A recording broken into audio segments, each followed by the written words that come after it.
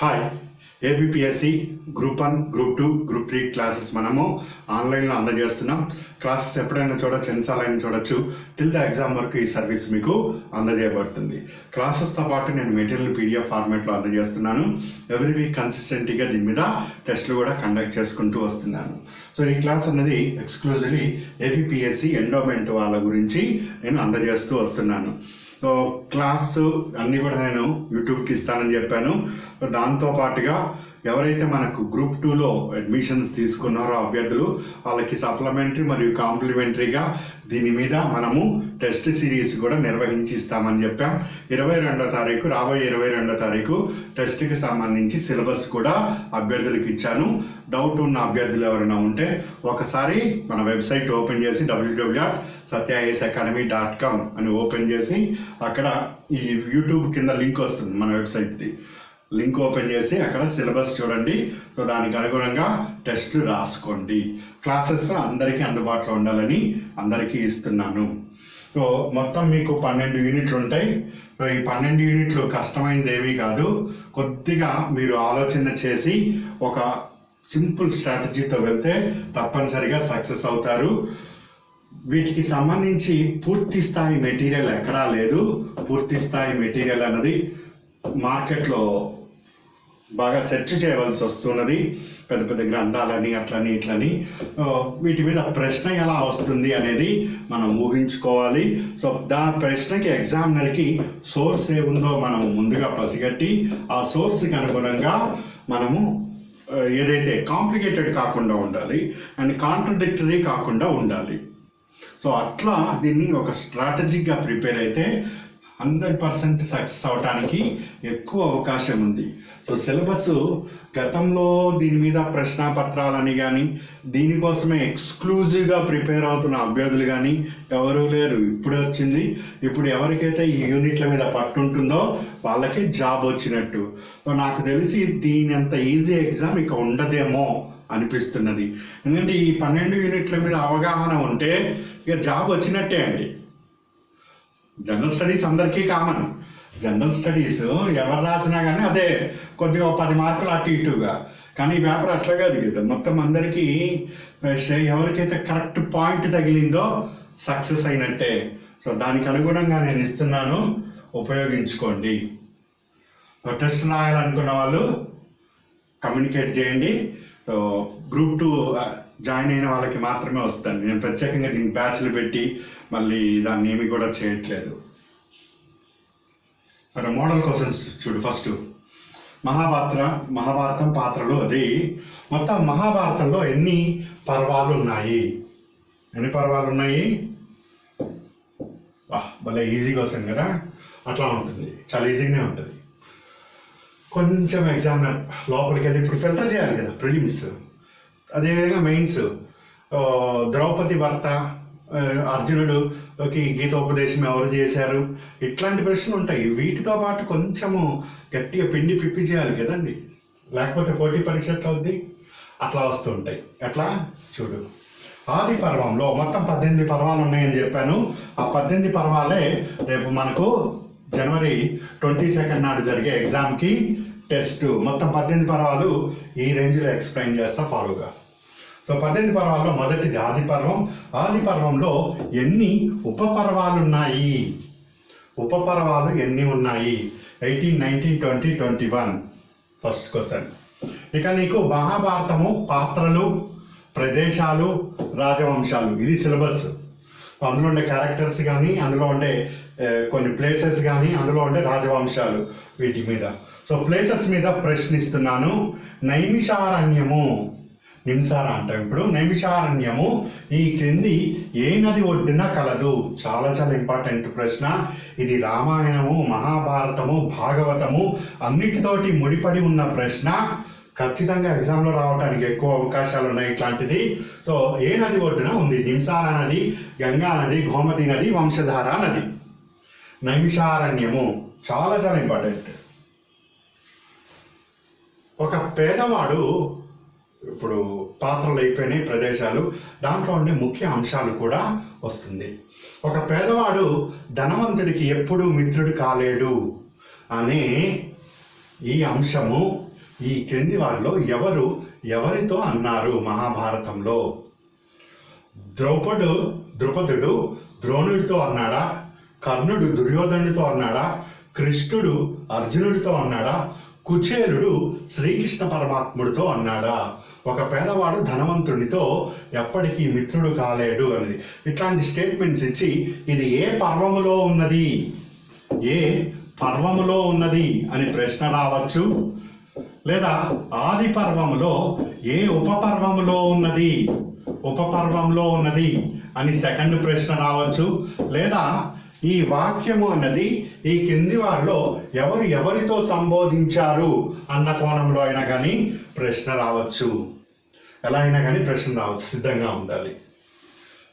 Next 5th, Bhishma Drona Rukmi కర్ణలకు ఈ క్రింది వారిలో గురువుగా వ్యవహరించిన వారు ఎవరు? జమదగ్ని, పరశురామ, భరత, కార్తిమార్జున. కామధేను ఉన్నది కదండి. కామధేను యొక్క కూతురుగా ఈ కింది వాటిలో దేనిని పరిగణిస్తారు? సుక్షేమ, సుధేను, సురభి, ధాతృధేను. క్లియర్? 6 క్వశ్చన్స్.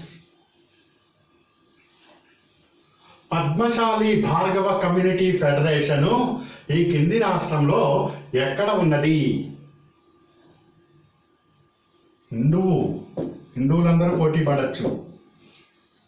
కేవలం ఇది బ్రాహ్మణ్ కమ్యూనిటీకి ఒక్కదానికే కాదు ఎండోమెంట్ ఆఫీసర్ అన్నది. చాలామందికి తెలవదు. ఎస్సీలు, ఎస్టీలు, బీసీలు అందరూ కూడా ఓసీగా కంపల్సరీ అనుకోండి. హిందూ మతము అయిన వాళ్ళు ఎవరైనా కానీ ఈ ఎగ్జామ్కి పోటీ పడవచ్చు. అలాంటి సమయంలో కొన్ని ఇలా కూడా ప్రశ్న రావటానికి అవకాశాలు ఉంటాయి. ఇది ఇప్పటి ప్రశ్న అయినా దీనికి మూలాలు మహాభారతంతో సమ్మిళితమై ఉన్నాయి. Bhargava community, Padmashali Bhargava community. ఈ మధ్య చాలామంది పద్మశాలీలు తమ పేరు చివర భార్గవ అని ట్యాగ్ ఒకటి పెట్టుకోండి. శర్మ గారు, నాయుడు గారు, రెడ్డి గారు, ఇంకోటి ఏంటంటే రాజు గారు, వర్మ గారు, అట్లా పద్మశాలి పేరు చివర భార్గవ అనేది పెట్టుకోవాలన్నట్టు కూడా కాస్త ప్రచారంలో కూడా వస్తున్నది ఫేస్బుక్ వాటిలో చూస్తుంటే. సో ఈ భార్గవ దీనికి కమ్యూనిటీకి సంబంధించి ఇక్కడే రూట్లు ఉన్నాయి, అవి కూడా ఫాలో అవుతున్నారు. చూడండి. శకుంతల పరిణయం ఈ క్రింది వాటిలో ఎందులో ఉన్నది? అస్థిక పర్వమా, సంభావ్య పర్వమా, పెలోమ పర్వమా, లేకపోతే అనుకర్మణిక పర్వమా? అలాంటి ప్రశ్నలు ఇలా ఇస్తే నా పరిస్థితి ఏంటండి ఎగ్జామ్ హాల్లో? కష్టమే కదా ఈ అన్నది. ఇట్లా ఇస్తే పరిస్థితి ఏంటి అనే ఫీలింగ్ వస్తుంది కదా. ఏమీ ఉండదు. నేను ఇదేదో నేను భయపెట్టాలని లేకపోతే అట్లా చేయాలని నేను భయపెడితే నీకేమొస్తుంది, నాకేమొస్తుంది, అక్కడ ఏమీ లేదు. ఇక్కడ ప్రశ్న ఎలా వచ్చినా కానీ నువ్వు జవాబు చేయడానికి సిద్ధపడాలి. ఈ స్థాయిలో ప్రిపేర్ అవ్వు అని చెబుతున్నాను. పోటీ పరీక్ష అన్నది నువ్వు ఊహించుకున్నంత తేలిగ్గా నువ్వు ప్రిపేర్ అవ్వద్దు. అక్కడ అందరూ కూడా ప్రిపేర్ అయ్యి వస్తారు. పోటీని తట్టుకొని నిలవబడేటట్టుగా ప్రిపేర్ అవ్వు. అంటే ప్రశ్న యొక్క స్థాయి ఎక్కడ అడిగినా కానీ ఆ స్థాయి వరకు వెళ్ళి ప్రిపేర్ అవ్వటం అన్నది రావాలి. మరీ ఇన్డెప్త్గా అవ్వలేరు ఎవరు కూడా. ఒక స్థాయి వరకు వెళ్ళి అక్కడ జాబ్ సాధించటం అన్నది రావాలి అని నేను తెలియజేస్తున్నా. ఎగ్జామినరు ఫిల్టర్ చేయాలండి. అక్కడ ఉన్నవే తక్కువ పోస్టులు, మరి ఫిల్టర్ చేయకుండా అందరికీ శ్రీకృష్ణుడి చేతిలో ఏముంటుంది? చక్రం ఉంటుంది. శ్రీకృష్ణుడు భగవద్గీత ఎవరికి చెప్పాడు? అర్జునుడికి చెప్పాడు. అంపశయ మీద పడుకుంది ఎవరు? భీష్మ పితామహుడు. కళ్ళకి గుడ్డ కట్టుకొని ఉండేవారు ఎవరు? గాంధారి. ఇట్లాంటివి కదా కొంచెం అవ్వాలి. సరే, ఇప్పుడు ఇది ఇట్లా అనిపించింది కదా, ఒకసారి చూద్దాం. మీరు లోపలికి వెళ్తే ఏమేమి ఉంటాయని. సో మహాభారతంలో మొత్తం 18 పర్వాలు ఉన్నాయండి. మొదటిది ఆది పర్వము. ఆది పర్వాన్ని 19 ఉపపర్వాలుగా విభజించటం జరిగింది. ఈ 19 ఉపపర్వాలని కూడా 225 చాప్టర్స్గా విభజన చేశారు.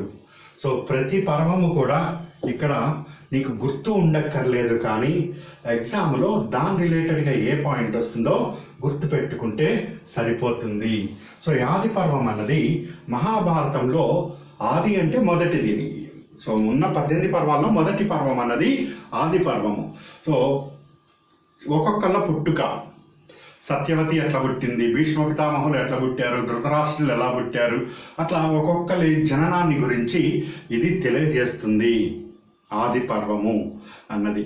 అదేవిధంగా ఇందులో ఉండే ప్రతి పర్వాస్ ఏవైతే ఉన్నాయో ప్రతిదీ కూడా మనము పరిశీలన అన్నది చేయాలి.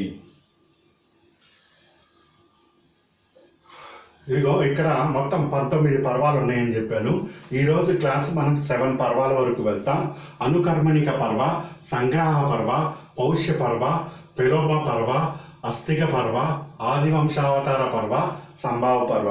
వింటుంటే ఇదేంగో అలా అనిపిస్తుంది, కానీ చూడు ఎంత సింపుల్గా అయిపోతుందో. ఇక్కడ వరకు నీకు ఏం ఎగ్జామ్ పాయింట్ ఆఫ్ వ్యూలో ఉంది? 18 పర్వాలని తెలిసింది. ఆది పర్వంలో ఎన్ని ఉపపర్వాలు ఉన్నాయి? 19 ఉపపర్వాలు ఉన్నాయని తెలిసింది. ఫస్ట్ క్వశ్చన్ ఎన్ని పర్వాలు, ఇది అయిపోయింది. సెకండ్ క్వశ్చన్ ఎన్ని ఉన్నాయి తెలిసిపోయింది. ఆది పర్వంలో ఎన్ని ఉపపర్వాలు ఉన్నాయి? 18, 19, 20, 21. ఆన్సర్ 19. అయిపోయిందండి, చాలా సింపుల్. అక్కడ నువ్వు భయపడుతున్నంత ఏమి ఉండదు. ఫస్ట్ అనుకర్మిక పర్వాన్ని గురించి చూద్దాము. ఈ అనుకర్మిక పర్వం అంటే సౌత మహాముని మునులందరికీ కూర్చోబెట్టి, అరే అక్కడ ఇక్కడ ఏం తిరుగుతారు మీరు, కూర్చోండి, మీకు నేతి గారెలు తినిపిస్తూ చక్కటి మహాభారతాన్ని చెప్తా అంటాడు. మంచి గారెలు, వింటే గారెలు, తింటే గారెలు, వింటే మహాభారతం అంటాం కదా. ఆహా, గారెలు వస్తున్నాయి, చక్కగా అల్లం చట్నీ, ఆ చట్నీ, ఈ చట్నీ నంచుకొని తినుకుంటూ, పెద్ద ఆయన ఏదో 2 మొక్కలు చెప్తారులే వినుకుంటూ కూర్చుందామని వీళ్ళందరూ చక్కగా కూర్చున్నారు. ఈయన సౌత మహాముని. సో ఈయన పురాణాలు కానీ, ఇవి కానీ, వేదాలు కానీ, ఉపవేదాలు కానీ ఇట్లా మహర్షులకి చెప్తూ ఉంటాడు. ఈయన ఆశ్రమం అనేది నైమిషారణ్య ఆశ్రమము. అదొక అడవి. ఆ అడవిలో ఇతను ఆశ్రమాన్ని నిర్మించుకున్నాడు. ఇదిగో ఈరోజు నైమిషారణ్య, ఇది నైమిషారణ్య అరణ్యం అన్నమాట. ఇది గోమతి రివర్. ఇప్పుడు అంటే టెంపుల్స్ కన్స్ట్రక్షన్ జరిగినాయి. సో ఈ ఆశ్రమం దగ్గర, ఈ అడవి దగ్గర ఈయన కూర్చొని అందరికీ చెబుతున్నాడు. ఏమని? ఇదిగో మీ అందరికి ఇప్పుడు ఒక మంచి పాయింట్, ఎగ్జామ్ పాయింట్ చెప్తానన్నాడు. ముళ్ళందరూ గారెలు తింటూ, ఏంటి సార్ చెప్పండి సార్ అన్నారు. మహాభారతం గురించి చెప్తానయ్యా వినండి అన్నాడు. చెప్పండి సార్, మహాభారతం అంటే కాస్త ఇంట్రెస్టింగ్ ఉంటుంది అని. సో అందులో ఒక్కొక్క కథ నేను చెప్పుకుంటూ వస్తాను, మీరు అన్ని కథలకి కొడుతూ నోట్ చేసుకుంటూ, ఎక్కడ ఎగ్జామ్ పాయింట్లో నేను ఎక్కడ ప్రశ్న వస్తుందంటే అక్కడ దాన్ని నోట్ చేసుకుంటూ రండి అని సౌత మహాముని మిగిలిన మహర్షులందరికీ చెప్పారు. వాళ్ళందరూ ఎస్ కరెక్ట్ అని చెప్తూ వచ్చాడు. ఇక్కడి నుంచి మనకు ఆది పర్వం అన్నది స్టార్ట్ అయింది. ఆది పర్వంలో అనుకర్మణిక పర్వము. అనుకర్మణిక అంటే ఏ విధంగా ఈ ముని మిగిలిన 18 పర్వాల గురించి తెలియజేస్తున్నాడో దాని గురించి ఈయన చెప్తున్నాడు. మహాభారతం ఇట్లా ఉంటున్నదని వీళ్ళందరూ వింటున్నారు. క్లియర్? అయితే ఎవరు దొరకనట్టు సౌత మహాముని ఎందుకు దొరికించుకున్నాము? ఇంకా చాలామంది ఉన్నారని చెప్పారు కదా. వేదవ్యాసుడు ఉన్నాడు కదండి, మహాభారతం రాసింది ఆయనే కదా. డైరెక్ట్గా ఆయన కూర్చోబెట్టి పిలిస్తానే ఎవరు వినరు వేదవ్యాసుడి మాట అనే డౌట్ వస్తుంది. అంటే వశిష్ఠ మహర్షి ఉన్నాడు కదా, ఆయనైనా పిలిపించి చెప్పించవచ్చు కదా, బాగా ఎక్స్పీరియన్స్డ్ పర్సన్. లేకపోతే విశ్వామిత్రుడు ఉన్నారు కదా, ఆయన పిలిపించి చెప్పించవచ్చు కదా. ఇట్లా ఎవరు కాకుండా ఈ సౌత మహాముని ఒక్కడే ఎందుకు దొరికాడు మనకి ఎగ్జామ్కి అంటే ఇక్కడ ఒక లాజిక్ ఉంటుంది. మీరు సత్యనారాయణ స్వామి వ్రతం కానీ లేకపోతే ఇంకా వ్రతాలు చేసినప్పుడు కానీ ఈ సౌత మహాముని ఋషులకి ఇస్తున్న దాంట్లో ఈ పురాణంలో ఈ విధంగా కథ ఇట్లా చెప్పబడింది అని అక్కడ ఉన్న బ్రహ్మగారు చదవటం మీరు వింటూ ఉంటారు, అవునా కదా. సో ఆ సౌత మహాముని ఈయన. ఈ సౌత మహాముని తండ్రి పేరు రోమాహరణ మహర్షి. ఈ కథంతా నువ్వేం గుర్తుపెట్టుకోకలే, విను. ఈయన తండ్రి పేరు రోమాహరణ మహర్షి. సో కురుక్షేత్ర యుద్ధం జరిగిపోయింది. కురుక్షేత్ర యుద్ధం అంతా జరిగిన తర్వాత బలరాముడికి కాస్త మంచిగా రిలాక్స్ అవుదాం, ఎక్కడైనా మంచి రెస్టారెంట్ ఉందేమో చూడరా అన్నాడు. శ్రీకృష్ణుడు బిజీగా ఉన్నాడు. అన్నయ్య నువ్వే చూసుకోవా అన్నాడు. ఆయన రిసార్ట్స్ ఎక్కడున్నాయి అనుకుంటూ బలరాముడు తిరుగుతూ వస్తూ నైమిషారణ్యంలోకి వస్తే ఇక్కడ ఈ రోమారణ్య మహర్షి వీళ్ళందరూ కూర్చొని చెప్పండి అనుకొని చల్లగా అష్టాచమ్మ లేకపోతే దాడియో ఏదో పులిజ్యోతమో ఆటాడుతున్నాడు. బలరాముడు వచ్చిన సంగతి అందరూ గ్రహించి అందరు లేచి దండం పెట్టారు. బలరాముడు వచ్చాడని. కానీ ఇక్కడ రోమాహరణ మహర్షి మాత్రం వస్తే వచ్చాడులే, కురుక్షేత్ర యుద్ధమే అయిపోయింది, ఇంకేంటి బలరాముడు వీళ్ళదంతా అయిపోయింది చాప్టర్, నెక్స్ట్ ఇంకో చాప్టర్కి వెళ్ళటమే అని ఆయన కూర్చున్నాడు. బలరాముడికి కోపం ఎక్కువ, తెక్కెక్కింది. ఆయన అది పట్టుకుంటాడు హాలం, పొలం దున్నేది, అది పెట్టి ఒక్కటి వేసాడు ఆ మహర్షిని. ఈ రోమాహరణ మహర్షి దెబ్బ చచ్చిపోయాడు. మిగిలిన మనుషులు అయ్యా నీకు ఆ కోపం ఉంటుందే, వెళ్ళి ఆ క్షత్రియుడిని కొట్టాలి కానీ పోయి ఆ బ్రాహ్మణ్ణి కొడితే నీకేమొస్తుంది, ఇది పద్ధతి కాదు నీకు అనేసరికి అవును కదా, పోయి నా బలాన్ని ఈ చిన్న మహర్షి మీద నేనేంటి ఏంట్రా టెన్షన్లో ఇట్ట చేసేసాను అనేసి ఆయన రెస్టారెంట్కి వద్దాం అనుకున్నాడు కదా ఆయన. ఈ టెన్షన్ ఎక్కేసేసి ఏం చేయాలో అర్థం కాక ఈయన వేసేసాడు రోమాహారాన్ని. ఏదో ఒక ఇవ్వాలి కదా, వాత పెట్టాక వెన్న రాయాలి, అక్కడ రాస్తేనే ఆ మంచోడు అనిపిస్తుంది. అప్పుడు ఈయన కొడుకు ఎవరో పిలవండి అన్నాడు. నియామకాలు ఈయనకి నియామకం చేపట్టండి అన్నాడు. కారుణ్య నియామకం అన్నమాట ఇది. అంటే అక్కడ చేపడుతూ ఉంటాం కదా, దురదృష్టవశాత్తు ఎవరైనా మరణిస్తే వాళ్ళ పిల్లలకి ఉద్యోగాలని. ఇట్లా ఈయన రోమహరణ మహర్షి మరణిస్తే సౌత మహాముని వచ్చాడు. సార్ నేనే సార్ ఆయన అబ్బాయిని అన్నాడు. ఓకే, ఈ రోజు నుంచి భారతదేశంలో పురాణాలు ఎవరన్నా చెప్పదలిస్తే అది కేవలం చెప్పే అర్హత నీకు మాత్రమే ఉంటుంది, ఈ వరం నీకు ఇచ్చాను వెళ్ళు అన్నాడు.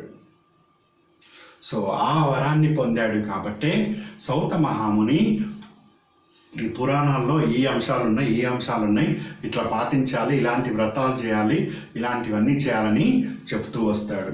సో ఈయన మనకు సౌత మహాముని. అందుకే నువ్వు సత్యనారాయణ స్వామి వ్రతం చేసినా, ఇంకో వ్రతం చేసినా సౌత మహాముని, నైమిషారణ్యము అనే పదాలు వింటూ ఉంటావు.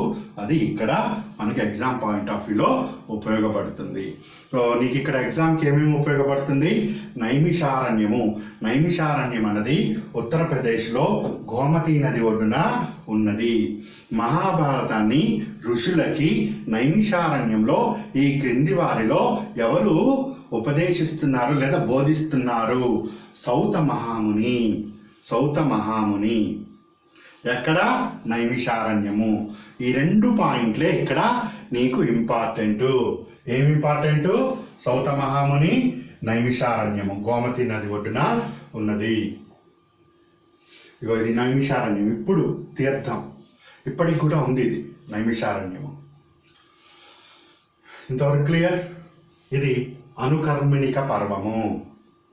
ఏం కష్టం ఉందండి? 2 పేర్లు, సౌత మహాముని, నైమిషారణ్యము, గోమతి నది. 3 బిట్లు వస్తాయి ఇక్కడ. ఎట్లా వస్తాయో చెప్పాను. ఈ బలరాముడు చంపాడు, ఇవన్నీ కూడా ఇక నీకు సిచ్యువేషన్ చెప్తే అర్థమవుతుంది కాబట్టి చెప్పాము. నెక్స్ట్ పర్వానికి వెళ్దాము. చాలు, ఉపపర్వాలే నువ్వు చెప్పుకుంటుంది. సంగ్రామ పర్వము. సంగ్రామమా ఇది, లేదా సంగ్రామ పర్వము. సంగ్రామం అంటే తెలుసు కదా, యుద్ధాలు. సో ఈ పర్వములో సమంత ఉంటుంది. పాంచక కథ, సమంత పాంచక కథ. నీకు ఎగ్జామ్లో ఏబిసిడి టిక్కు పెట్టావా, స్కోర్ వచ్చినట్టే. సమంత పాంచక అనగానే వెంటనే నువ్వేం చెప్పాలి? 2వ పర్వంలో ఉందనాలి, 2వ పర్వంలో. ఎందుకు అంటున్నావు అక్కడ అని కూడా చెప్తున్నాను. సంగ్రామము అనగానే మొత్తంలో బాగా గుర్తొచ్చే పర్సనాలిటీ పరశురామ్. ఈరోజు ఇండస్ట్రీలో మెగాస్టార్గా మనం చిరంజీవి గారిని తీసుకుంటూ ఉంటాం. ఎస్పి పరశురామ్. ఓకే, ఈయన పెద్దగా ఉంటానన్నా లేకపోయినా అది వేరే ఇష్యూ, పక్కన పెట్టండి. ఒక పరశురామ్ అనగానే ఎస్పి పరశురామ్ గుర్తుపెట్టేసుకో. ఎస్పి పరశురామ్ కనబట్టుకున్నాడుగా. సంగ్రామ పర్వం, సంగ్రామము సమంత పాంచిక. ఏదో లింక్ ఉన్నది ఇక్కడ. ఏంటా లింకో చూద్దాం. ఏంటా లింక్ అంటే జమదగ్ని మహర్షి మరియు రేణుక, వీళ్ళిద్దరి యొక్క సంతానమే పరశురాముడు. ఈయన చిరంజీవుడు, ఈ రోజుకి కూడా బతికే ఉన్నాడని మనము నమ్ముతూ ఉంటాము. ఒకరు ఆంజనేయ స్వామి చిరంజీవుడు, ఇంకొక అతను పరశురాముడు చిరంజీవుడు. ఈయన సో పరశురాము చిరంజీవి అట్లా కూడా మనము ఈజీగా కనెక్ట్ అవుతాము. సో ఇతను విష్ణువు యొక్క 6వ అవతారంగా భావిస్తారు. జమదగ్ని రేణుకలకి ఈ పరశురాముడు జన్మిస్తాడు. కొద్దిగా కోపం ఎక్కువ, సీరియస్గా చూస్తున్నాడు కదా, కొద్దిగా కోపం ఎక్కువ ఆయనకి ఉన్నది. ఇప్పుడు అంటే తుపాకీ పట్టుకున్నాడు, అప్పట్లో గొడ్డలు ఉండేది, గొడ్డలు పట్టుకొని తిరుగుతూ ఉండేవాడు. ఈ జమదగ్ని ఆశ్రమంలో సురభి అని ఒక గోవు ఉండేది. కామధేనువు గోవు విన్నాం కదా, కామధేనువు అంటే నువ్వు ఏం కోరుకుంటే అది ఇస్తూ వస్తుంది అనమాట. కామధేనువు లాంటిదిరా ఇక అది అంటూ ఉంటారు కదా. ఆ కామధేనువు యొక్క కూతురే సురభి, తల్లి కూతురు లక్ష్మీదేవి, కామధేనువు కూతురు సురభి. ఈ సురభి అనేది ఈ జమదగ్ని ఆశ్రమంలో ఉంటూ ఉన్నది, పెంచుకుంటున్నారు. క్లియర్? సురభి ఎవరు అంటే ఇప్పుడు కామధేనువు యొక్క కూతురు. ఆవు దూడని జమదగ్ని దగ్గర ఉన్నది. తల్లి యొక్క క్యారెక్టర్స్ ఇవన్నీ, లక్ష్మీదేవి కదా, ఏది కావాలంటే జమదగ్ని వాళ్ళకి అదే ఇస్తూ వస్తుంది. ఇది చూసిన ఈ కార్తమార్జునుడు, వీడు నాకు ఆవు ఇవ్వు, ఆ దూడని ఇచ్చేసే అంటాడు. దూడ నీకు ఇవ్వటం ఏంట్రా, అట్లా నువ్వు రాజు అయితే అయ్యావు, క్షత్రుడు అయితే అయ్యావు, నువ్వు వెళ్ళు, ఇక్కడి నుంచి ఉండొద్దు, వెళ్ళు అంటాడు జమదగ్ని. వినడు, ఆడు యుద్ధము సైన్యంతో పట్టుకొస్తాడు. వెంటనే మన పరశురాముడు వీనేసేస్తాడు, అక్కడి గొడ్డలు పెట్టి ఒకటేస్తాడు, వాడు చస్తాడు. వీడు ఇక్కడ పరశురాముడు దెబ్బకి చేస్తాడు, కార్తార్జునుడు చేస్తాడు. కార్తార్జునుడు యొక్క సైన్యం వీళ్ళందరూ ఓడిపోతారు. ఓడిపోయిన తర్వాత ఇంటికి వస్తే జమదగ్ని, అరే మనం బ్రాహ్మణం, మనము కత్తులు పట్టుకోవటం ఏంటి, ఆ గడ్డం ఏంటి, ఆ మీసాలు ఏంటి, నువ్వు కత్తులు పట్టుకొని తిరగటం ఏంటి, చక్కగా 4 పుణ్యక్షేత్రాలు తిరిగిరా నాయన, నీకు అసలు బుద్ధి జ్ఞానం వస్తే నేను ప్రశాంతంగా ఉంటావు అంటాడు. అప్పుడు జమదగ్ని మహర్షి పర్యటనలకి వెళ్తున్నప్పుడు ఆయన ఒక్కొక్క చోట ఒక్కొక్క ఆలయాన్ని నిర్మిస్తూ వస్తాడు. గొప్పతనం ఏంటంటే ఆ రోజు పరశురాముడు నిర్మించిన ఆలయాలు ఈరోజు విశ్వవిఖ్యాతిని సాధిస్తున్నాయి. మీరు ఎవరన్నా ఈ అయ్యప్ప స్వామి టెంపుల్కి వెళ్తున్నప్పుడు, ఈ పంబ ప్రాంతంలోకి వెళ్తున్నప్పుడు ఇది పరశురాముల వారు నిర్మించిన ఆలయం అంటూ ఉంటారు. ఆ ఆలయానికి ఉన్న క్షేత్ర మహిమ అంతా ఇంత ఉండదండి. సో గొప్ప గొప్ప మహర్షుల చేత నిర్మించబడిన ఆలయ దర్శనము అన్నది చాలా చాలా పవిత్రము, దాంతోపాటు కొంత శక్తివంతము కూడా మనకు అందుతుంది. అది నిజమాబద్ధమా సెకండరీ పక్కన పెడితే దాని ఫలితం మాత్రం ఖచ్చితంగా ఉంటుంది. వెంకటేశ్వర స్వామి నీ ఇంట్లో ఉంటాడు, నా ఇంట్లో ఉంటాడు, కానీ మనం వెంకటేశ్వర స్వామికి తిరుమల వెళ్ళి పెద్ద ఆయన్ని అక్కడ చూస్తేనే తృప్తి కలుగుతూ వస్తుంది. ఒక్క నిమిషం ఆయన దర్శనం ఇచ్చిన కారణము దానికి ఆ క్షేత్ర మహిమ అక్కడ వస్తూ వస్తుంది. అట్లా పరశురామ క్షేత్రాలు ఏంటది, పరశురామ క్షేత్రము, ఆయన వెళ్ళి వచ్చిన అన్ని ప్రాంతాలని పిలుస్తూ ఉంటాము. గోకర్ణము ఉత్తరాన ఉన్న, అంటే ఉత్తర కన్నడ గోకర్ణము నుంచి కన్యాకుమారి వరకు పరశురామ క్షేత్రాలుగా పిలుస్తూ ఉంటాము. సో ఇది కూడా అడుగుతాడు, ఈ కింది వాటిలో దేన్ని పరశురామ క్షేత్రం అంటాము అంటే, గోకర్ణము నుంచి కన్యాకుమారి వరకు ఉన్న ప్రాంతాన్ని పరశురామ క్షేత్రము అంటాము. ఆ క్షేత్రాల్లో ఈయన నిర్మించిన ఆలయాలకి అద్భుతమైన మహిమలు వస్తాయి. సరే అన్నీ చేసి మళ్ళీ ఇంటికి వచ్చాడు. ఇంటికి వచ్చిన తర్వాత రేణుక చెప్తుంది, నాయన ఎవరో ఒక ముఠా వచ్చింది, క్షత్రియుల ముఠా అంట, వాళ్ళు వచ్చి మీ నాన్న చంపేశారు నాయన అంటాడు. ఇక మామూలుగా ఉండదు, ఆ గొడ్డలు తీసుకొని వెళ్ళి 21 రాజవంశాలకి చిన్న పెద్ద అని లేకుండా మొత్తం అందరినీ చంపేసి వస్తాడు. ఇక ఆ వంశంలో మగవాడు అనేవాడు పుట్టడు. అదేదో జూనియర్ ఎన్టీఆర్ సినిమా ఉందే, ఆ మగవాడు అనేది పుట్టకూడదురా అంటూ ఉంటాడు. అట్లా ఆ రాజవంశంలో మగవాడు అనేవాడు లేకుండా అందరినీ చంపేసి వస్తాడనమాట, 21 రాజవంశాన్ని. ఆ గొడ్డలికి తెచ్చి ఆయన కూడా బాధేస్తుంది, ఏం చేశాను ఇట్లా ఆవేశంలో అని వెళ్ళి ఒక 5 సరస్సుల్లో కడుగుతాడు ఆ గొడ్డల్ని. సో ఆ 5 సరస్సులు కూడా పుణ్యం అయిపోతాయి, ఈయన చేయి తగిలింది కాబట్టి. సో అందుకే పాంచక, సమంత పాంచక కథ అంటారు దీన్ని. ఇక్కడ పాంచక అంటే ఆయన 21 రాజవంశాలని నాశనము చేసిన తర్వాత ఆ గొడ్డలిని శుభ్రపరుస్తున్నప్పుడు ఆయన స్పర్శ చేత ఆ ఏవైతే పాతాళ గంగ ఉన్నాయో ఆ పాతాళ గంగలన్నీ కూడా పవిత్రమయ్యాయి కాబట్టి అమంత పాంచక అని పిలవటం జరుగుతుంది. ఈ కథ మనకు సంగ్రామ పర్వంలో లభిస్తుంది. ఇది సంగ్రామ పర్వంలో అతి ముఖ్యమైన ఘట్టము. ఇక్కడ మనకు ప్రశ్నలు ఏమొస్తాయి? ప్రశ్నలు ప్రదేశాలలో పరశురామ క్షేత్రము అని ఏ ప్రాంతం నుంచి ఏ ప్రాంతం వరకు పిలుస్తారు? గోకర్ణము టు కన్యాకుమారి. First question.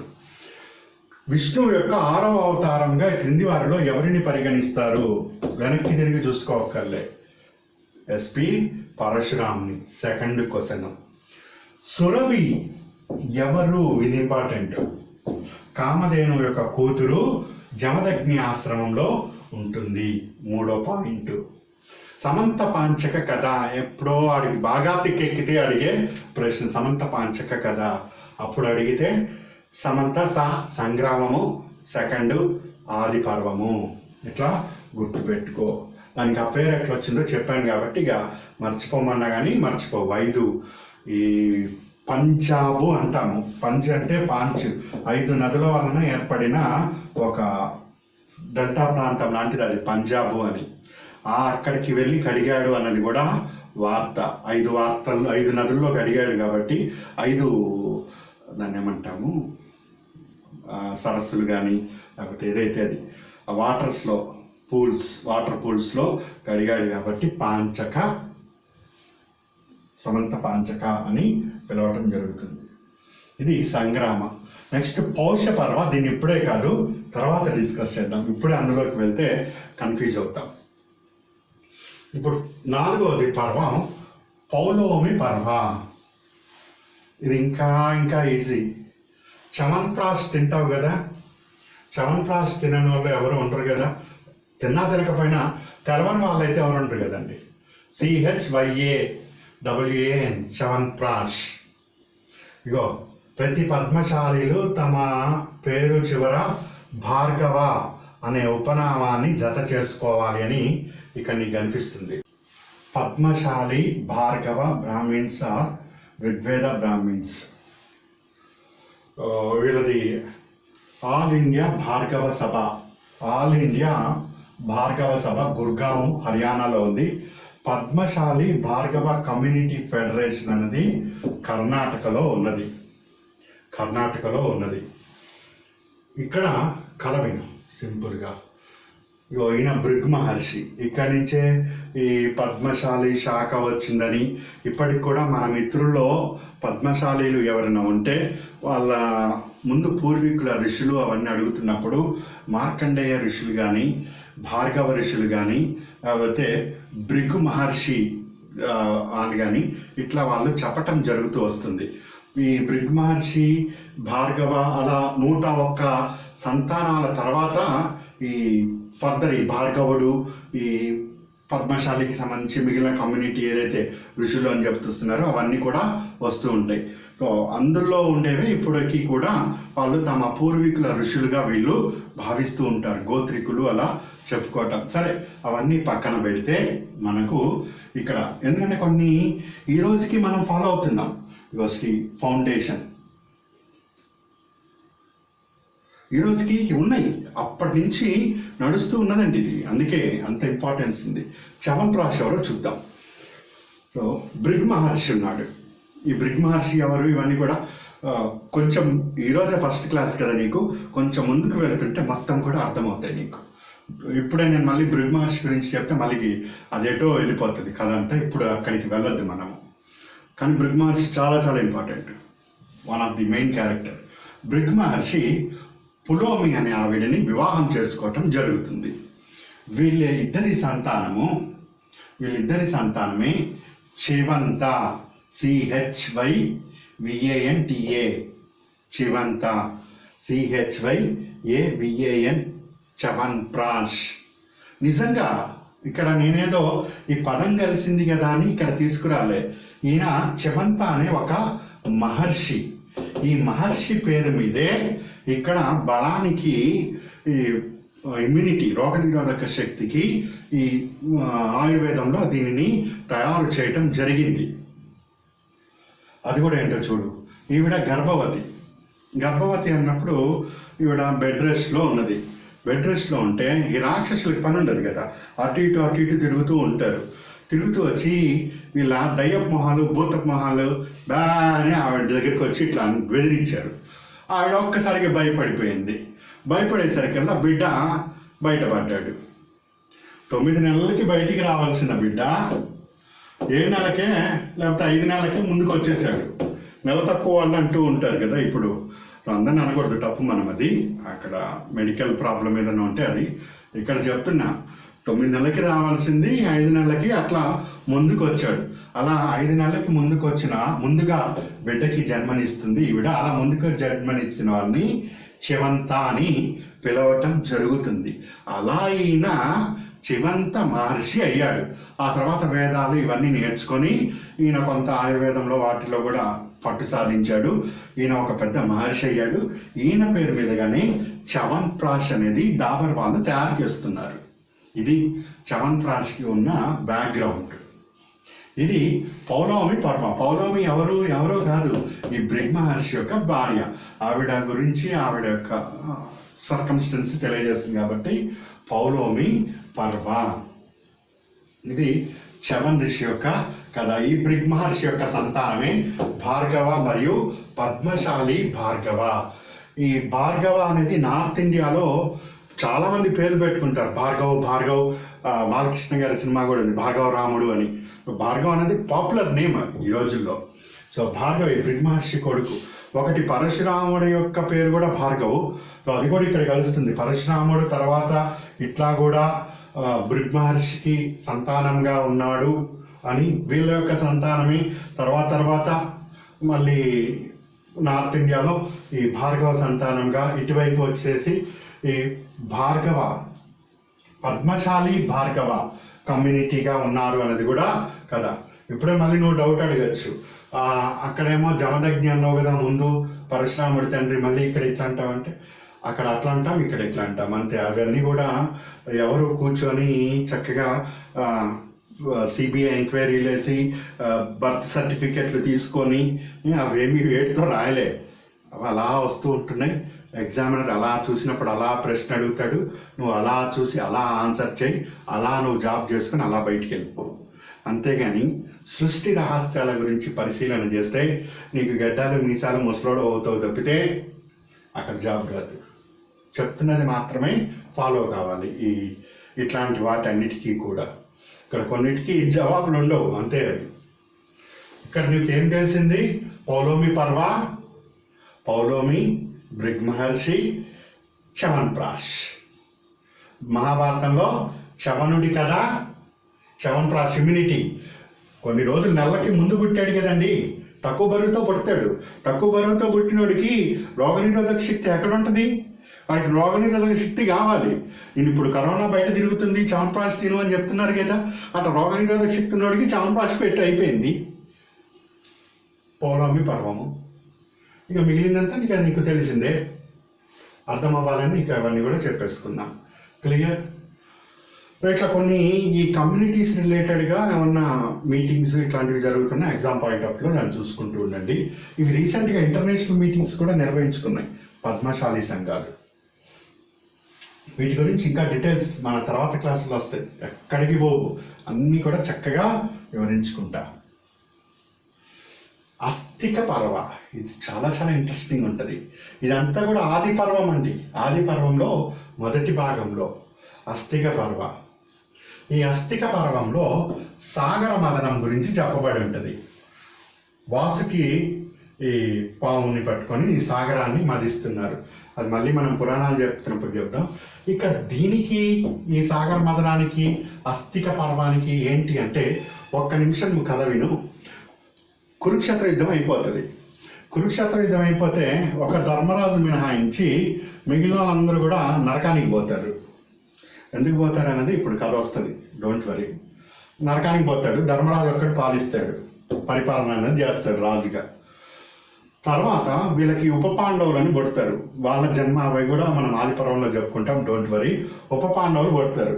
ఉప పాండవులందరినీ కూడా అశ్వత్థామ నైట్ వేసేస్తాడు, ఫినిష్. ఇక ఎవడు ధర్మరాజు తర్వాత ఎవడరా నా వారసుడు పరిపాలన చేసేదని ఇట్ట చూసుకుంటూ ఉంటాడు ధర్మరాజు. అప్పుడు ఈ పరీక్షితుడు కనిపిస్తుంది. ఈ అర్జునుడు సుభద్ర యొక్క మనవడి పరీక్షిత్ మహారాజు అనేవాడు. పరీక్షితుడు ఈ కౌరవ వంశము గతిస్తున్నది అంటే పతనమైపోతుంది, పరిసమాప్తంగా క్షీణిస్తున్న సమయంలో వీడు పుట్టాడు. అందుకని వీడి పేరు పరీక్షితుడు. ఎందుకు వచ్చిందో అర్థమవుతుంది కదా. ధర్మరాజు ఒక్కడే మిగిలాడు. ఇక వీళ్ళ ఫ్యామిలీ మొత్తము అర్జునుడు, భీముడు, నకుల సహదేవులు అందరూ కూడా ఫస్ట్ యమలోకంకి పోతారు. వీళ్ళెవరు కూడా నీతి నిజాయితీలతో యుద్ధం చేయలే. ఏంటని తర్వాత చూద్దాం. వెళ్ళారు నరకానికి, ఎవడు లేడు. వీళ్ళు సంతానం ఎవడూ లేదు, ఎవరూ లేదు. కౌరవులు లేరు, పాండవులు లేరు.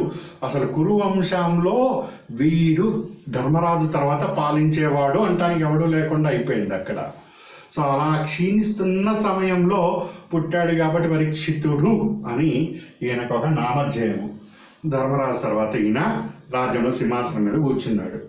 మనకు ఈ మాయాబజార్ సినిమాలో రేలంగి ఉంటాడు కదా, గుర్తున్నది కదండి, ఉంటాడు కదండి. ఆ రేలంగి ఉత్తర కుమారుడు.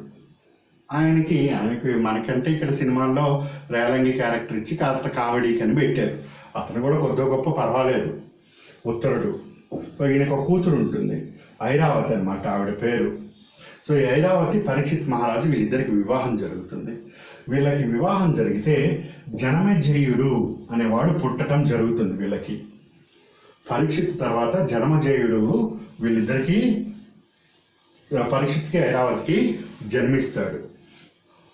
పరీక్షితుడు సరదాగా యుద్ధాన్ని ఇట్లా బాణాలు వేసుకున్నా, ఎవడు లేడు కదా, సరదా ఖాళీగా ఉందిలే అనుకొని బాహుబలిలాగా బాణాలు వేసుకుంటూ తిరుగుతాడు అనమాట. వీడు తిరుగుతుంటే అది ఒక మహర్షికి తగులుతుంది.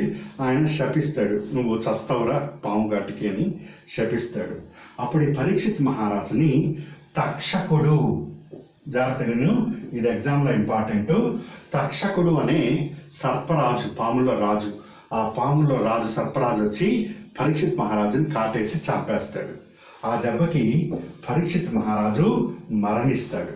పాము కాటేసి చచ్చిపోతాడు కదా, మంచి నల్లతాల్చి పాము అయ్యే తక్షకుడు. పరీక్షిత్ మహారాజు చచ్చాడు. ఆయన కొడుకు ఇప్పుడు జనమేజయుడు.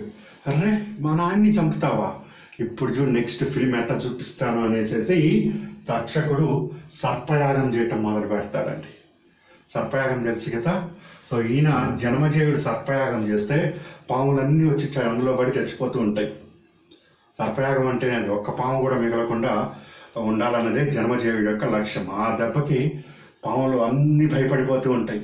అందరూ ఎట్లా ఎట్లా ఎట్లా ఎట్లా అని షేక్ అవుతూ ఉంటారు, సర్పజాతి మొత్తం కూడా. ఇక లాస్ట్కి అలా పాములన్నీ వచ్చి పడిపోతుంటాయి కదా. అలా వస్తున్నప్పుడు తక్షకుడు ఎవడైతే వీళ్ళ నాన్ని చంపాడో వాడు కూడా ఇక పాక్కుంటూ వస్తున్నాడు ఆ యాగంలో, ఆ అగ్నిగుండంలో పడి మరణించడానికి. అప్పుడు అస్తికుడు అనే ఒక ఋషి వస్తాడు. అస్తికుడు అనే ఒక ఋషి వచ్చి, తక్షక నువ్వు ఆగు, ఒరే జనమేజయ నువ్వు ఆగరా, ఏదో ఒక పాము చంపింది, మీ వాడు పనిలేక తిరిగాడు మీ అయ్యా పరీక్షితుడు, వాడిని చంపిందని నువ్వు వరుస పెట్టి ఇట్లా చంపుకుంటూ పోతే ఆ జాతి అంతరించిపోతుంది, నీకు బుర్ర ఉందా, నువ్వు చేసే ఈ ఏదో పనులేంటి, మీ ముందున్న వాళ్ళు ఈ జనమేజయ ముందు ఎంత పెద్ద వంశం మీది, పోయి పాముల మీద దోమల మీద ఈగల మీద ఏంట్రా మీరు ఈ యాత్రలు, నీ ముందు ఏంటి పాండవులు, అర్జునుడు, భీముడు, భీష్మ పితామహులు, అసలు మామూలు వంశమా మీది, తొడలు కొట్టే వంశము, అట్లా తొడలు కొట్టకుండా నువ్వేంట్రా పాము దగ్గర బోరలు ఉత్తావు అని ఈ అస్తికుడు జనమేజయుని తిట్టి తిట్టకుండా తిట్టి ఆపమంటాడు యజ్ఞాన్ని. మరి అంతగా చెప్పిన తర్వాత, అవును కదా మా తొడలు కొట్టే వంశము, నేనేంటి పోయి ఈ పామును పట్టుకుంటున్నా, ఈ పాము సర్పయాగం ఏంటి, చచ్చా నేను చేయను, ఈ సర్పయాగాన్ని ఆపేస్తున్నా అంటాడు. అట్లా తక్షకుడు బయటపడతాడు. ఎవరి వలన? అస్తిక మహర్షి వలన. అందుకే దీనికి అస్తిక పర్వము అని రావటం జరిగింది పేరు. అయితే ఈయన ఎందుకు వచ్చి ఇక్కడికి కలగజేసుకున్నాడు అంటే, ఈ అస్తికుడు రావటానికి ఒక కారణం ఉంది. జరత్కర అనే ఒక మహర్షికి మానస అనే ఒక ఆవిడ పాము జాతికి చెందిన ఆమెకి వివాహం జరుగుతుంది.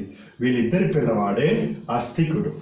ఈ మానస ఎవరు అంటే, ఈ మానస ఇగో సాగర మదనంలో ఉపయోగించబడిన ఈ సర్పజాతి ఉన్న చూసారా, వాసుకి అన్నాను. వాసుకి, ఈ వాసుకి చెల్లి మానస. వాసుకి చెల్లి మానస. సో ఈ మానసకి పుట్టినవాడే అస్తికుడు. సో ఈ వాసుకి ఈ సోదర సమానుడు, తండ్రి సమానుడు ఈ తక్షకుడు. సో అందుకని మా అమ్మకి తరపు చుట్టము వీడు తక్షకుడు అని నేను వెంటనే వెళ్ళి రక్షించుకోవాలని తక్షకుని రక్షిస్తాడు. అందుకని ఈ అస్తిక పర్వంలో మనకు సాగర మదనం గురించి చెప్పబడుతుంది. ఈవిడ యొక్క సోదరి మానసగా చెప్పబడుతుంది. ఈ సాగర మదనం, ఈ మానసకి జరత్కరకి పుట్టినవాడు అస్తికుడు అని చెప్పబడుతుంది. సో ఇప్పుడు అస్తికుడు వచ్చి 2 దెబ్బలు వేశాడు కదా జనమజేయుడికి. వీడు తీరిగా కూర్చొని, ఒకసారి నాకు ఇటు దిప్పు, మా పాత వాళ్ళందరూ గుర్తుకు రావాలని చెప్తాడు.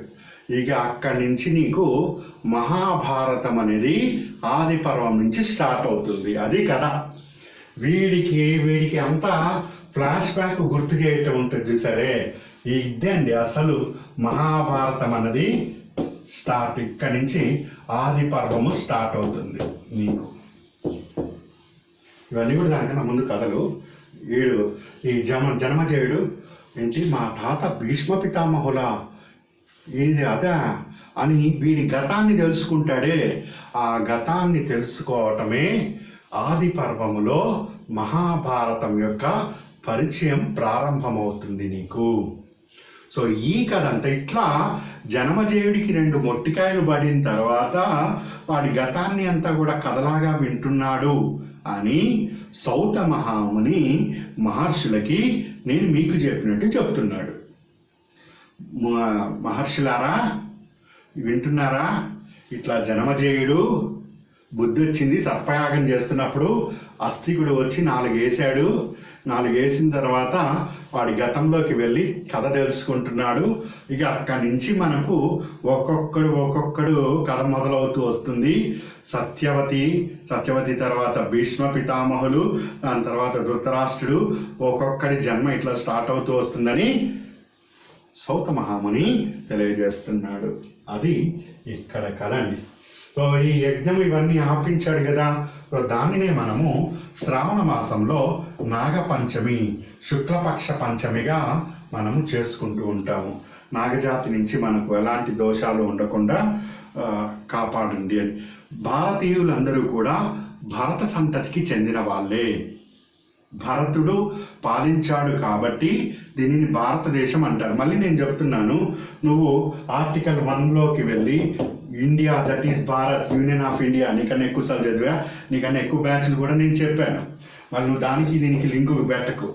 అదేదో చదివి నేను అక్కడ ఇండియా దట్ ఈస్ భారత్ కదా అంటే అది వేరు. ఇక్కడ నేను చెప్తుంది ఇతిహాసాలు, పురాణాలు, దానికి సంబంధించి. నువ్వు ఇక్కడ దీన్ని కలుపుతాను అంటే నాకేం లేదు. చెప్పేటోని సరిగ్గా రిసీవ్ చేసుకున్నాడు, ఎగ్జామ్లో కరెక్ట్ ఆన్సర్ చేసి జాబ్ కొట్టుకుంటాడు. నీ పని కనెక్షన్ చేయటమే మొదలవుతుంది. యూనియన్ దట్ ఈస్ భారత్ అది వేరు, పక్కన పడే. ఇప్పుడు భరతుడు పాలించాడు కాబట్టి భారతదేశం అని ఈ దేశానికి పిలుపుగా ఉంటుందని మనకు ఇతిహాసాలు, సాహిత్యాలు తెలియజేస్తున్నాయి. భారతదేశం అని ఇంతవరకు క్లియర్ కదా. మరి భరతుడు ఎవడు అంటే ఈ మహాభారతంలో మూల విరాట్. అక్కడి నుంచి మనకు కథ అన్నది ప్రారంభమవుతూ వస్తుంటుంది. ఈ భారత జాతికి చెందిన ఈ జనమజేయుడు వీడున్నాడా, చివరివాడు, లాస్టోడు. మనకు ఏపీ హిస్టరీలో పొలమావి 4 అని చెప్పుకుంటూ వస్తారు. ఈ బళ్ళారిలో వాడి ఇన్స్క్రిప్షన్ ఉంది, శాతవాహన వంశం సర్వనాశనమైంది అనేసి. అట్లా ఈ జన్మజేయుడు ఉన్నవాడు ఉండకుండా సర్పయాగం చేయటం మొదలుపెట్టాడు. మరి ఆ నాగదోషము ఊరికే పోదు, ఒక జీవిని హింసించినందుకు. సో నాగదోషము ఉన్న వాళ్ళకి ఎదుగుదల కూడా ఉండదు. మీరు అందుకే జాతకాలు అవి చెప్పించుకుంటున్నప్పుడు నాగదోషం ఉందమ్మా నీకు, ఇట్లా నువ్వు గుళ్ళో నాగ ప్రతిష్ఠ చెయ్యి అని చెప్తూ వస్తారు. మనం అంటే కొద్దిగా నమ్మే వాళ్ళ గురించి చెప్తున్నా, నమ్మకం లేని వాడికి ఎవరికి ఏమి ప్రూవ్ చేయలేం, అని పక్కన పడేయండి. చెప్తూ ఉంటారు. ఎందుకంటే చాలామందికి భరత వంశంలో అన్నప్పుడు ఏదో కొద్దిగా పనిచేస్తూ ఉంటుంది. అందుకే మనము నాగుల చవితి రోజు అట్లా అమ్మ ఏమన్నా ఈ శిల వేయటము ఇవన్నీ ఖర్చుతో కూడుకున్న పనైనా మనకు శివాలయాల్లో వాటిల్లో నాగశిల్పాలు ఉంటూ ఉంటాయి. వాటి మీద కొద్దిగా పాలు పోసి, పాములు పాలు తాగవు బయాలజీ ప్రకారము అది తెలిసింది, అయినా కానీ ఇట్లా పాలు పోసేసి ఆ శిల్పాల మీద దండం పెట్టుకొని మనం వస్తూ ఉంటాం, నాగదోషం అనేది లేకుండా. అట్లా కాస్త చల్లగా ఉంటామని మన ఆచార వ్యవహారాలు. నీకు ఎగ్జామ్లో పండగలు కూడా ఉన్నాయి, నువ్వు మర్చిపోకు. ఆ పండగలో నాగపంచమి, శుక్ల పంచమి ఏంటంటే ఇది. దీంతోపాటు ఇంకొకటి శ్రీకృష్ణుడు కాళీయమర్దనం చేశాడు, దానికి కూడా పంచమి చేస్తారని వేరేది. ఎనీవే, శుక్లపక్ష పంచమి. కృష్ణపక్షమా శుక్లపక్షమా అని ఇక్కడ నీకు అడిగితే ఇది కృష్ణపక్షము కాదు, శుక్లపక్షము. రేపు నేను ఎగ్జామ్లో కృష్ణపక్షం అంట, నువ్వు గబుక్కున ఆన్సర్లో దాన్ని దిద్దేసి నువ్వే కదా కృష్ణపక్షం అన్నావు, నేను కృష్ణ అనలే శుక్లం అన్నాను. దానికి చాలా జాగ్రత్తగా వినాలి క్లాస్ని. ఇది శుక్లపక్షము, నాగపంచమి శ్రావణ మాసంలో. ఇది జన్మజేయుడు, ఈడు వింటున్నాడు కథ. మా తాతలు భరతుడు, వాడి కథ ఇట్లా. మరి భరతుడెవడు అంటే ఇదిగో నెక్స్ట్ సమంతది మూవీ ఉన్నట్టుంది కదా, ఆదివంశ తారపర్వం 6వది. అంటే ఇక్కడి నుంచి నీకు అన్ని వంశాలు వస్తాయి. ఇది నేను నెక్స్ట్ క్లాస్లో ఫుల్ డీటెయిల్స్ వస్తాయి. ఇది వంశక్రమం, ఒక చార్ట్ వేసి చెప్తాను. ఆ చార్ట్ ఒక్కటి నీకు గుర్తుంటే చాలు, ఇక నీకు అసలు ఎటు పోదనమాట బిట్టు. ఈజీగా అన్ని క్యారెక్టర్స్ అందులో వచ్చేస్తాయి. ఈ ఆదివంశ పురాణం తర్వాత సాంబవ పురాణము. ఈ సాంబవ పురాణంలోనే దుష్యంత మహారాజు, శకుంతల, ఇప్పుడు సమంత ఏదో మూవీ తీస్తుంది అట్లా గుర్తుపెట్టుకోండి. సమంత, నమంత కాదు, నమిత కూడా ఉంది. సమంత, వీళ్ళిద్దరి సంతానమే భరతుడు. ఆ ఉంగరం ఇస్తాడు, ఉంగరం చూడనే రాజా నువ్వా అని ఈమె, రాణి నువ్వే అని ఈయన గుర్తుపట్టటము. వాళ్ళిద్దరికీ భరతుడు, ఆ పుట్టినవాడే భారతదేశాన్ని ఏలాడు అనేది ఇక ఇక్కడి నుంచి కథ. అయితే వీళ్ళిద్దరి కథ ఉన్నది సాంభావ్య పర్వము ఆది పర్వంలో ఉన్నది. ఆది పర్వం మళ్ళీ మనము దుష్యంత శకుంతలను డీటెయిల్గా వస్తాం, డోంట్ వరీ, అక్కడ నీకు ఏమీ మిస్ కాదు. ఇక ఇక్కడ ఈరోజు సాంభావ్య పర్వం వరకు ఆపుతున్నాను. చదివితే ఇట్లా చదవాలండి పోటీ పరీక్షకి. అట్లా చదివి ఇట్లా ప్రశ్నలు వస్తాయని విశ్లేషణ చేస్తూ వస్తే మన వంతు ప్రయత్నం మనం నిజాయితీగా చేశాము, నిజాయితీగా మనం కష్టపడ్డాము అంటాం. ఇక పోస్ట్ వస్తుంది రాదు అనేది సెకండ్. నిజాయితీగా ఫస్ట్ మనం కష్టపడితే కదా తర్వాత సంగతి తర్వాత. ఇది ఈరోజు దీన్ని ఇక్కడ కంక్లూడ్ చేస్తున్నా. నెక్స్ట్ దీని కంటిన్యూషన్ నెక్స్ట్ క్లాస్లో ఇస్తా. నేను దీనికి బ్యాచ్లు ఏమీ తీసుకోవట్లేదు, దీనికి ఫీజులు ప్రత్యేకంగా ఏమీ వసూలు చేసుకోవట్లేదు. దీనికి నేను టెస్ట్లని కండక్ట్ చేసి దానికి కూడా ఫీజు తీసుకోవట్లే. క్లియర్గా చెప్తున్నా, గ్రూప్ 2 జాయిన్ అయిన వాళ్ళకి త్వరలో ఏపీపీఎస్సి గ్రూప్ 2 నోటిఫికేషన్కి, ప్రిలిమ్స్ మెయిన్స్ ప్రిపేర్ అవుతున్న వాళ్ళకి సప్లిమెంట్గా ఈ టెస్ట్లు అన్నది ఇస్తున్నాను అని చెప్తున్నా. టెస్ట్ రాయాలనుకున్న వాళ్ళు నాకు రూపాయి కట్టుకోవక్కలే టెస్ట్కి. వాళ్ళు గ్రూప్ 2లో ఒకవేళ అడ్మిషన్స్ తీసుకోదలిస్తే తీసుకోండి, లేకపోతే మీకు నచ్చినట్టు ఇక్కడ క్లాసులు తింటున్నావు కదా అక్కడే బిట్ తయారు చేసుకో, అక్కడ అలాగే వెళ్ళు. ఇక్కడ 5,000కి ఇస్తావా 4,000కి ఇస్తావా, నాకు ఇది ఒక్కటే కదా. ఇదేమి మార్కెట్లో పుచ్చంకాయల వంకాయల బేరం కాదు నేను చేస్తున్నది. అందుకే చెప్పా, మళ్ళీ దీనికి నేను బ్యాచ్లు పెట్టి ఇవి పెడితే మళ్ళీ ఇక్కడ బేరసారాలు ఏమవుతున్నదండి. ఈరోజు ఎంత పెరిగిపోతుంది. కిలో టమాటా కొనడానికి పోతే మార్కెట్లో జేబులో రూపాయి మిగలట్లేదు. సో అందరి పరిస్థితి, మీ పరిస్థితి అట్లాగే ఉంది, మా పరిస్థితులు కూడా అట్లాగే ఉన్నాయి. ఆర్థికంగా అందరం అదే దెబ్బతింటున్నాం. ఈ నా మార్కెట్ని మరి పుచ్చంకాయల మార్కెట్, ఈ పచ్చి కూరగాయలు పనికిమాలిన వ్యాపారంగా కాకుండా కొద్దిగా నేను కష్టపడి నిజాయితీగా చేస్తున్న దానికి నేను రూపాయి తీసుకుంటాను. ఇది నిజాయితీగా నేను సప్లిమెంట్గా ఇస్తున్నది అంతే. నచ్చేటోడు రండి, లేకపోతే లేదు. అక్కడ ఏమి బలవంతాలు లేవు. ఎవరికి కావాలనుకుంటే వాళ్ళు చేస్తాం, నువ్వు కావాలంటే నువ్వు వస్తావు, నేను కావాలనుకుంటే నేను చెప్పుకుంటాం అంతే. ఇక్కడ నేను నెక్స్ట్ క్లాస్లో మళ్ళీ మీట్ అవుదాం. Good luck.